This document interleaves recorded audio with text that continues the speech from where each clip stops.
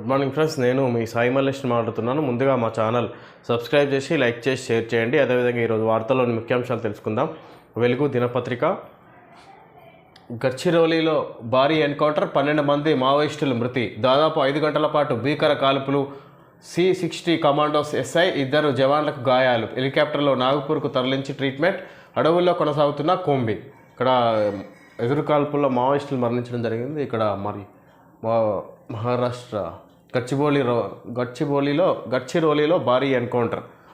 ప్రాజెక్టుల పూర్తికి route map, చివరి దశలో ఉన్న ప్రాజెక్టులను ముందుగా పూర్తి చేయండి, అధికారులకు మంత్రి ఉత్తమ్ ఆదేశం. ABC కేటగిరీలుగా విభజించి పనులు, పెండింగ్ ప్రాజెక్టులన్నీ పూర్తయితే 6.5 లక్షల ఎకరాలకు నీళ్లు, ఇందుకోసం 8,000 కోట్లు అవసరం. ఈసారి బడ్జెట్లో 11,000 కోట్లు అదనంగా కేటాయించాలని ప్రపోజల్స్. గత ప్రభుత్వం ప్రాజెక్టులపై చేసిన అప్పులకే ఏటా 18,000 కోట్ల వడ్డీలు కడుతున్నామని వెల్లడి. రాష్ట్రంలోని సాగునీటి ప్రాజెక్టులను వేగంగా పూర్తి చేసేందుకు రూట్ మ్యాప్ రూపొందించామని మంత్రి ఉత్తమ్ కుమార్ రెడ్డి తెలిపారు. పెండింగ్ ప్రాజెక్టులను ABC కేటగిరీలుగా విభజించాం. ఇప్పటికే పనులు ప్రారంభమై చివరి దశలో ఉన్న వాటిని ఏ కేటగిరీలో పెట్టాం. వీటిని త్వరలోనే పూర్తి చేసి ఆయకట్టుకు నీళ్ళిచ్చేలా చర్యలు తీసుకోవాలి అని అధికారులను ఆదేశించారు. వచ్చే ఏడాది మార్చి లేదా డిసెంబర్ కల్లా పెండింగ్లో ఉన్న ప్రధాన ప్రాజెక్టులన్నీ పూర్తి కావాలని చెప్పారు. అదనపు నిధులు సమీకరించుకోవడం కోసం ద్వారా ప్రాజెక్టులను త్వరితగతిన పూర్తి చేసి మరో 6.50 లక్షల ఎకరాలకు నీళ్లు ఇవ్వాలని ప్రభుత్వం లక్ష్యంగా పెట్టుకుందని పేర్కొన్నారు. ఇటీవల మహబూబ్నగర్ పర్యటనలో భాగంగా 2025 డిసెంబర్ నాటికి ఆ జిల్లాలోని ప్రాజెక్టులను పూర్తి చేయాలని సీఎం రేవంత్ రెడ్డి లక్ష్యం విధించారని గుర్తు చేశారు. ఇక్కడ ప్రాజెక్టులన్నీ పూర్తికి రూట్ మ్యాప్, చివరి దశలో ఉన్న ప్రాజెక్టులను ముందుగా పూర్తి చేయండి, అధికారులకు మంత్రి ఉత్తమ్ ఆదేశం. ఇక్కడ ABC కేటగిరీలో విభజించి పనులు, పెండింగ్ ప్రాజెక్టులన్నీ పూర్తయితే 6.5 లక్షల ఎకరాలకు నీళ్లు, ఇందుకోసం 8,000 కోట్లు అవసరం. ఈసారి బడ్జెట్లో 11,000 కోట్లు అదనంగా కేటాయించాలని ప్రపోజల్స్. గత ప్రభుత్వం ప్రాజెక్టులపై చేసిన అప్పులకే ఏటా 18,000 కోట్లు వడ్డీలు కడుతున్నామని వెల్లడి. ఇక నీటి పారుదలకు సంబంధించి ఇక్కడ సాగునీటికి అవసరమైన ప్రాజెక్టులన్నీ పెండింగ్లో ఉన్నాయని పూర్తి చేస్తే ఇంకా మొత్తం 6.5 లక్షల ఎకరాలకు నీళ్లు ఇచ్చే అవకాశం ఉందన్నట్టుగా ఇక్కడ ఉత్తమ్ కుమార్ రెడ్డి మాట్లాడుతున్నారు. దీని మీద సీఎం రేవంత్ రెడ్డి లక్ష్యంగా పెట్టుకొని ఇక్కడ పనిచేయాలన్నట్టుగా ఆదేశించినట్టు ఇక్కడ ఉత్తమ్ కుమార్ రెడ్డి తెలియజేస్తున్నారు. ఇక్కడ నీటిపారుదల సాగునీటికి సంబంధించిన ప్రాజెక్టులకు సంబంధించి ఇక్కడ ఇప్పటికే 11,000 కోట్లు అదనంగా 8,000 కోట్లు ఇప్పటికే 18,000 కోట్లు వడ్డీలు కడుతున్నారంట. గత ప్రభుత్వం ప్రాజెక్టుల మీద చేసిన అప్పులకు 18,000 కోట్లు వడ్డీలు కడుతున్నారు. ఇప్పటికే ఇంకా అదనంగా 8,000 కోట్లు అవసరమని ఇక్కడ 11,000 కోట్లు అదనంగా కేటాయించాలని ప్రపోజల్స్ కూడా వచ్చినాయంట. అదే ఉత్తమ్ కుమార్ రెడ్డి మాట్లాడుతున్నారు. దీనికి సంబంధించి ఇవాళ సాయంత్రానికల్లా 1,00,000 రుణమాఫీ, ఒకే రోజు 7,000 కోట్లు నేరుగా రైతుల ఖాతాల్లోకి సీఎం రేవంత్ రెడ్డి. 1,50,000 అప్పు ఉన్నోళ్లకు ఈ నెలాఖరులోగా మాఫీ, 2 లక్షలు ఉన్నోళ్లకు ఆగస్టు 15 లోపు అమలు. 3 విడతల్లో దాదాపు 31,000 కోట్లు. నేటి నుంచి 3 రోజులు ఊరూర సంబరాలు. 20 ఏండ్లు గొప్పగా చెప్పుకునేలా రుణమాఫీ. ఆర్థిక నిపుణులు కష్టమని చెప్పినా అమలు చేస్తున్నాం. రాహుల్ గాంధీ ఇచ్చిన మాటకు కట్టుబడి ముందుకు రైతులను రుణ విముక్తులను చేయడమే లక్ష్యమని వెల్లడి. 15 ఆగస్టు లోపు రైతులకు 3 విడతలుగా పంట రుణాలను మాఫీ చేయనున్నట్లు సీఎం రేవంత్ రెడ్డి ప్రకటించారు. మొదటి విడతగా గురువారం సాయంత్రం 4 గంటల లోపు 1,00,000 అప్పు ఉన్న రైతుల ఖాతాల్లో డబ్బులు జమ చేస్తామని స్పష్టం చేశారు.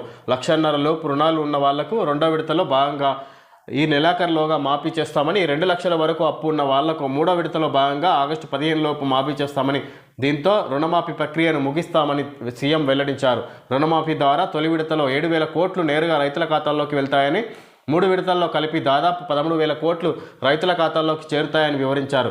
బుధవారం ప్రజాభవన్లో PCC కార్యవర్గ సమావేశం జరిగింది. PCC చీఫ్ హోదాలో సీఎం రేవంత్ ఈ సమావేశానికి అధ్యక్షత వహించగా మంత్రులు, ఎమ్మెల్యేలు, ఎంపీలు, ఎమ్మెల్సీలు, ముఖ్య నేతలు పాల్గొన్నారు. ఈ సందర్భంగా సీఎం మాట్లాడుతూ రాష్ట్రంలోని ప్రతి రైతును రుణ విముక్తి చేయాలన్నదే కాంగ్రెస్ ప్రభుత్వ లక్ష్యమన్నారు. తెలంగాణ రైతుల ఆత్మగౌరవాన్ని నిలబెట్టడానికే రుణమాఫీ నిర్ణయం. రాబోయే 20 ఏండ్ల పాటు దీని గురించి ప్రజలు గొప్పగా చెప్పుకోవాలి. దీనిపై రాష్ట్రంలోనే కాదు దేశవ్యాప్తంగా చర్చ జరిగేలా చూడాలి అని పార్టీ నేతలకు ఆయన దిశానిర్దేశం చేశారు.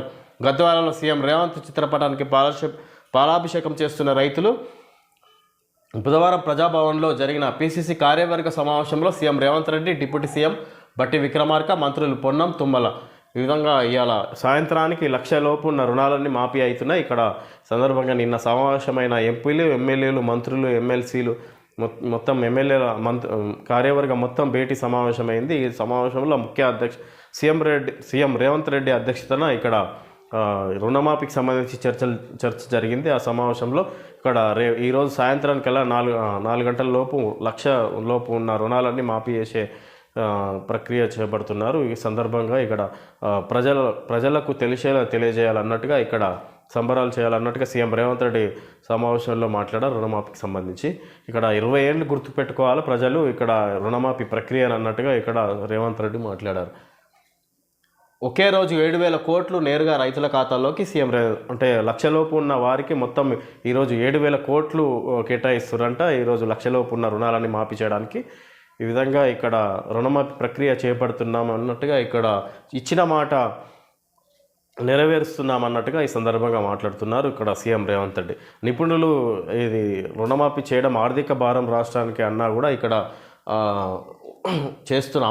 ఆర్థిక నిపుణుల కష్టమని చెప్పినా కూడా అమలు చేస్తున్నామని ఇక్కడ రుణమాఫీ చేయడం కష్టమని చెప్పినా ఆర్థిక నిపుణులు అయినా చేస్తున్నాం, ఇచ్చిన మాట నిలబెట్టుకోవడానికి అన్నట్టుగా ఇక్కడ సీఎం రేవంత్ రెడ్డి మాట్లాడారు అధికారుల సమక్షంలో.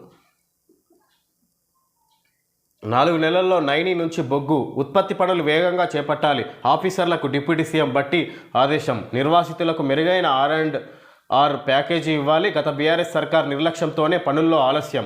2015లో సింగరేణికి బ్లాక్ దక్కినా ఇప్పటికీ పనులు స్టార్ట్ కాలే.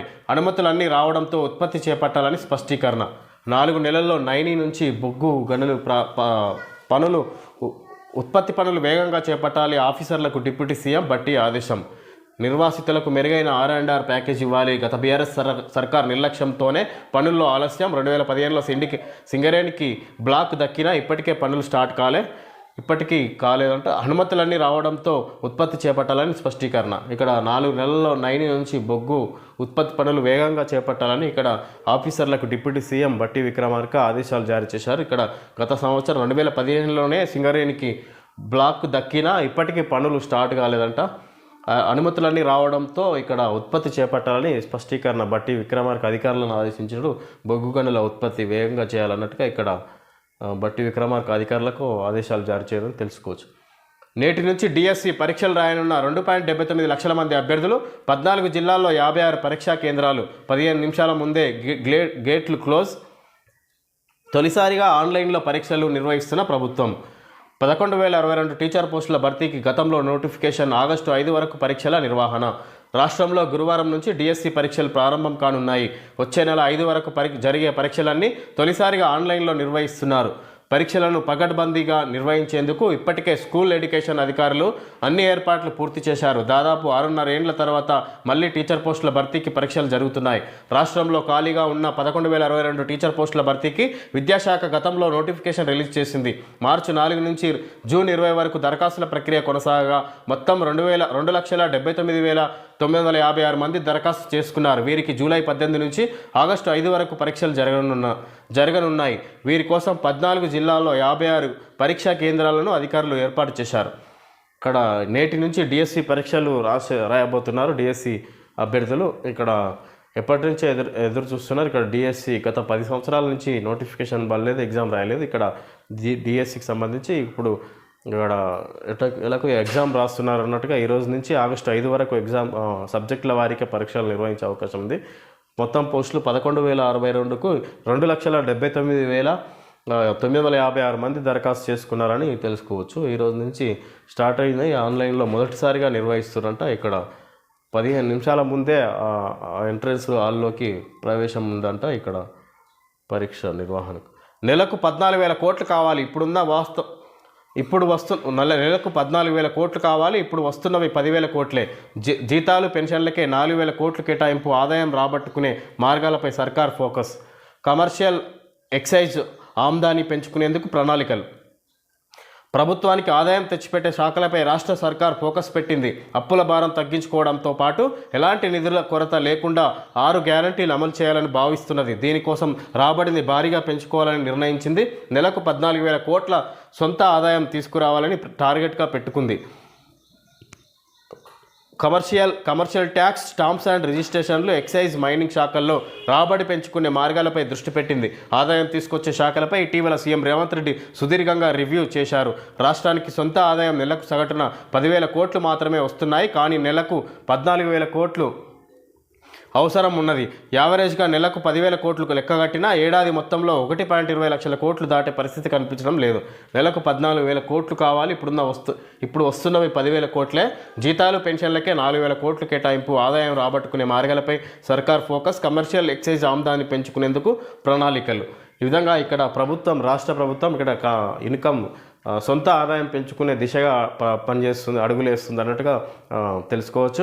ఇక్కడ నెలకు 10,000 కోట్లు మాత్రమే వస్తుంది. కావలసిన 14,000 కోట్లు అయితే రాష్ట్రానికి సంబంధించిన అవసరాలకు సరిపోతుంది అన్నట్టుగా ఇక్కడ తెలుస్తుంది. దాంట్లో 4,000 కోట్లు జీతాలు, ప్రభుత్వ ఉద్యోగుల జీతాలు, పెన్షన్లకే పోతున్నాయంట. ఇవి 4,000 కోట్లు కేటాయిస్తారు నెలకు.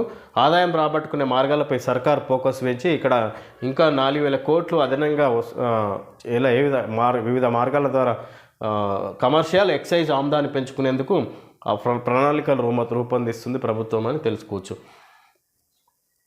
ప్రైవేట్ జాబ్స్లో కోటాపై కర్ణాటక వెనక్కి. ప్రైవేట్ కంపెనీలు వ్యతిరేకించడంతో బిల్లును పునర్పరిశీలిస్తామన్న సీఎం సిద్ధరామయ్య. త్వరలో మరోసారి కేబినెట్ భేటీ నిర్వహిస్తామని వెల్లడి. ఇక్కడ ప్రైవేట్ జాబ్స్ కోటాలో కర్ణాటక వెనక్కి. ఏదైతే ఇక్కడ సొంత రాష్ట్రం కర్ణాటక వాసీలే ఇక్కడ ప్రైవేట్ ఉద్యోగాల్లో 70% పైగా కర్ణాటక వాసులకే, ఇక్కడ నివాసులకే అవకాశం ఇవ్వాలి అన్నట్టుగా ఉద్యోగాల్లో ఇక్కడ నేను ఆ బిల్లును పాస్ చేసే అవకాశం ఉండే, దాన్ని ప్రైవేట్ కంపెనీలకు సంబంధించి మొత్తం పూర్తి విమర్శలు రావడంతో ఇక్కడ కంపెనీలు ఇక్కడి నుంచి రాష్ట్రం నుంచి వెళ్ళే అవకాశం ఉంది అన్నట్టుగా ఇక్కడ విమర్శలు రావడంతో ఇక్కడ రాష్ట్ర కేబినెట్, ఇక్కడ సీఎం సిద్ధరామయ్య దాన్ని ఆపేసినట్టుగా తెలుసుకోవచ్చు. మరొకసారి కేబినెట్ చర్చించే అవకాశం ఉన్నట్టుగా ఇక్కడ బిల్లుపై తెలుసుకోవచ్చు. త్వరలో మరోసారి కేబినెట్ భేటీ నిర్వహిస్తామని వెల్లడించారు సీఎం సిద్ధరామయ్య. ఆరోగ్యశ్రీకి కొత్త కార్డులు, యూనిక్ ఐడితో ఇవ్వనున్న సర్కార్. రేషన్ కార్డుతో లింకు కట్, అందరికీ స్కీమ్ వర్తింపజేయడంపై కసరత్తు. 400 కోట్లు అదనంగా ఖర్చవుతుందని అంచనా. హెల్త్ స్కీములన్నింటినీ ఒకే గొడుగు కిందకు తేవడంపై చర్చ. రాజీవ్ ఆరోగ్యశ్రీ లబ్ధిదారులకు ప్రభుత్వం కొత్త కార్డులు ఇవ్వనున్నది. ప్రైవేట్ ఇన్సూరెన్స్ సంస్థలు ఇచ్చే కార్డుల తరహాలో ప్రతి కుటుంబాన్ని ఒక యూనిట్గా తీసుకొని యూనిక్ ఐడితో కార్డులు తేనుంది. కుటుంబంలోని ప్రతి ఒక్కరికి ఒక్కో సబ్ నెంబర్ ఇవ్వనున్నారు. ఇదే కార్డును హెల్త్ ప్రొఫైల్కు లింకు చేసి స్టేట్ డిజిటల్ హెల్త్ ప్రొఫైల్ను తయారు చేయనున్నారు. ఇన్నాళ్ళు తెల్ల రేషన్ కార్డును ప్రాతిపదికగా తీసుకొని స్కీమ్ను అమలు చేశారు. ఇకపై ఆరోగ్యశ్రీ రేషన్ కార్డుకు లింకు పెట్టకూడదని ప్రభుత్వం నిర్ణయించింది. దీనిపై కాంగ్రెస్ సర్కార్ వచ్చినప్పటి నుంచే కసరత్తు జరుగుతుండగా సీఎం రేవంత్ రెడ్డి 2 రోజుల క్రితమే అధికారికంగా ప్రకటించారు. స్కీమ్లో లబ్ధిదారులను గుర్తించడంపై అధికారులు ఇప్పటికే కసరత్తు చేశారు. రేషన్ కార్డు ఆర్థిక స్థితితో సంబంధం లేకుండా అందరికీ స్కీమ్ను వర్తింపజేయాలని భావిస్తున్నారు. ఇక్కడ ఆరోగ్యశ్రీకి కొత్త కార్డులు ఇవ్వబోతున్నారు. ఇక్కడ యూనిక్ ఐడితో ఇవ్వనున్న సర్కార్. రేషన్ కార్డుతో లింకు కట్ చేసి, ఆరోగ్యశ్రీకి ఉన్న లింకు రేషన్ కార్డుతో కట్ చేసి యూనిక్ ఐడి కార్డుతో కుటుంబానికి ఒక యూనిక్ ఐడి ఇవ్వనున్నది అన్నట్టుగా ఇక్కడ యూనిక్ ఐడితో ఇవ్వనున్న సర్కార్ అని ఇక్కడ ఆరోగ్యశ్రీ అందరికీ అందేలా ఇక్కడ సర్కారు కసరత్తు చేస్తున్నట్టుగా తెలుసుకోవచ్చు.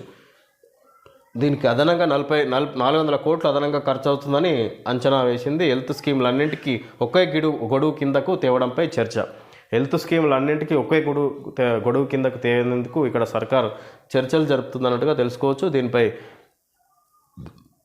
ఫైనల్గా నిర్ణయం తీసుకునే అవకాశం ఉందిగా తెలుసుకోవచ్చు. ఓపెన్ కాస్ట్ 2 ప్రాజెక్టులో ప్రమాదం జరిగిన ప్రాంతం. మృతులు వెంకటేశ్వర్లు, విద్యాసాగర్. సింగరేణి గనిలో కూలిన మట్టి, 2 కార్మికులు మృతి, మరో 2కి గాయాలు. RG3 ఏరియా ఓపెన్ కాస్ట్ 2 ప్రాజెక్టులో ఘటన. విచారణకు సింగరేణి CMD ఆదేశం. ఇక్కడ సింగరేణి గనిలో కూలిన మట్టి 2 కార్మికులు మృతి చెందారు. ఇక్కడ మరమ్మతులు చేస్తుండగా ఇక్కడ పైనుంచి మట్టి దిబ్బ వాళ్ళ మీద పడడంతో అక్కడ పెద్ద ఎత్తున పడినట్టుగా తెలుసుకోవచ్చు. అయితే ఇక్కడ ఊపిరాడగా అక్కడికక్కడే మృతి చెందారు కార్మికులు. ఇక్కడ సింగరేణి కార్మికులు మృతి చెందారని తెలుసుకోవచ్చు. ఇక్కడ మరమ్మతుల పనుల్లో ఈ విధంగా జరిగిందని తెలుసుకోవచ్చు. భర్తకు దుబాయ్ యువరాణి త్రిపుల్ తలాక్. దుబాయ్ యువరాణి షైకా తన భర్త షేక్ మక్తూమ్కు ఇన్స్టాగ్రామ్ వేదికగా ట్రిపుల్ తలాక్ చెప్పింది. నువ్వు వేరే వాళ్ళని కోరుకుంటున్నావు, అందుకే నీకు విడాకులు ఇస్తున్నా. I divorce you take care, ఇట్లు నీ మాజీ భార్య అని అందులో ఆమె రాసుకొచ్చింది. ఇక్కడ భర్తకు దుబాయ్ యువరాణి ట్రిపుల్ తలాక్ అని ఇక్కడ ఇన్స్టాగ్రామ్లో విడాకులు ఇచ్చింది. ఆమె ఆ భర్త వేరే వాళ్ళని కోరుకుంటున్నట్టుగా ఇక్కడ ఆమె తెలుసుకొని, నువ్వు వేరే వాళ్ళని కోరుకుంటున్నావు అందుకే నీకు విడాకులు ఇస్తున్నా అని ఇక్కడ 3 సార్లు ఐ డైవర్స్ యూ అని ఇక్కడ ఆమె ఇన్స్టాగ్రామ్ వేదికగా త్రిపుల్ తలాక్ చెప్పిందంట. ఇక్కడ దుబాయ్ యువరాని. క్వారీ గుంతలో ఈతకు వెళ్ళి 3 మృతి. శుభకార్యానికి వచ్చిన కుటుంబంలోని 3 క్వారీ గుంతలో ఈతకు వెళ్ళి నీట మునిగి చనిపోయారు. మృతుల్లో 2 యువకులు, ఓ బాలిక ఉన్నారు. హైదరాబాద్ మురుగునీటిలో ప్రమాదకర బ్యాక్టీరియా. హైదరాబాద్లోని మురుగునీటిలో మందులకు లొంగని బ్యాక్టీరియా, వైరస్, ఫంగస్ వంటి ప్రమాదకర సూక్ష్మజీవులు పెరుగుతున్నట్టు సైంటిస్టులు గుర్తించారు. హైదరాబాద్ మురుగునీటిలో ప్రమాదకర బ్యాక్టీరియా మందులకు అది పనిచేస్తలేదు, చనిపోతలేదు. దాని ద్వారా మందులకు లొంగని బ్యాక్టీరియా, వైరస్, ఫంగస్ వంటి ప్రమాదకర సూక్ష్మజీవులు పెరుగుతున్నట్టు సైంటిస్టులు గుర్తించారంట. ఇక్కడ హైదరాబాద్ మురుగునీరులో ప్రమాదకర బ్యాక్టీరియా అని తెలుసుకోవచ్చు మనం. ఇది ఫ్రెండ్స్ ఈరోజు వార్తల్లోని ముఖ్యాంశాలు తెలుసుకోవడం జరిగింది. Thank you friends.